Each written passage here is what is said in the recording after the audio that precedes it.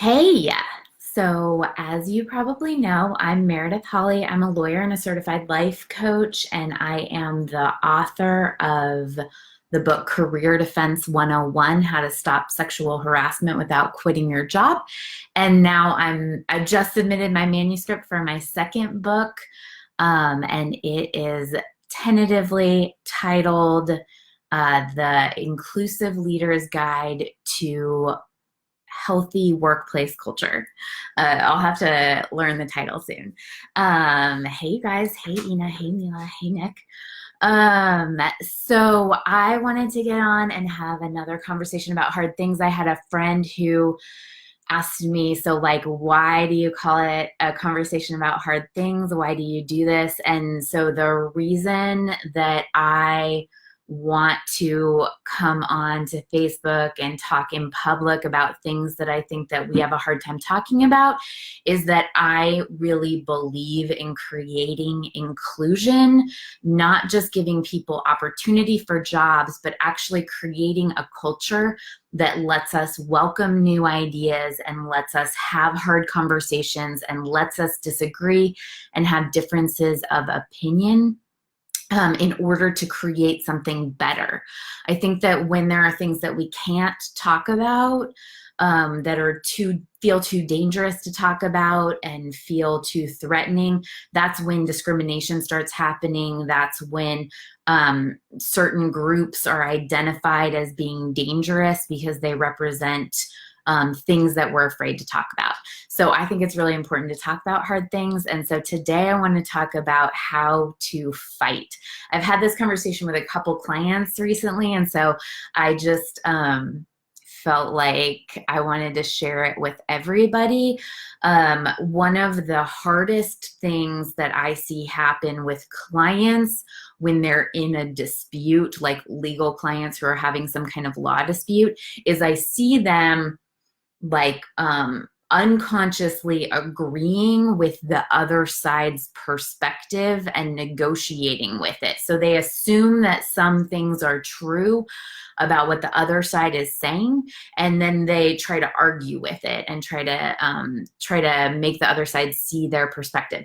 And so the problem with this that I see happen, and it happens with a lot of us when we're feeling defensive, when we're fighting with somebody else, or just when we're trying to make our boss or whoever see our point of view, is that we're actually agreeing with something that we don't agree with. It's looking like we're agreeing with something we don't agree with. So one example of this happened with a client who was talking with an investigator, and the investigator said, well, is the what exactly did he say? It was something like, was the fact that you weren't invited to this symposium one of the reasons that you kind of leaned back in your work in 2017?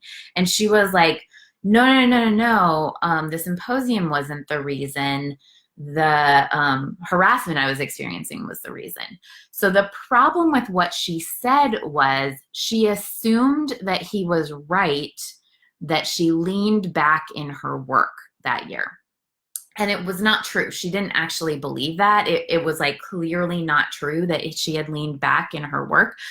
Sometimes attorneys will do this as like a tricky thing. Like they'll ask you a question that assumes their perspective and try to trap you in it. But most people aren't really trying to trap you. They're just assuming something that is wrong, right? And so if we know it's wrong, it's our job to correct it.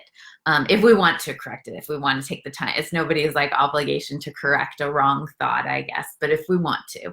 So the example that I've been giving to my clients about this is if you're walking down the street, and some of us who are life coach school coaches know this already, but I'm going to tell it in a little bit of a different way. So if you're walking down the street and someone who's mentally ill comes up to you and says, your purple hair is so ugly, you're probably not going to be like, no, no, no, my purple hair is pretty, like I did a really good job on my purple hair this morning. You're not going to fight it and feel defensive about it because you don't assume the underlying statement, the statement that you have purple hair is true, right? You're going to just say, no, none of that is true, and walk on. Or maybe have compassion for the person and try to help them.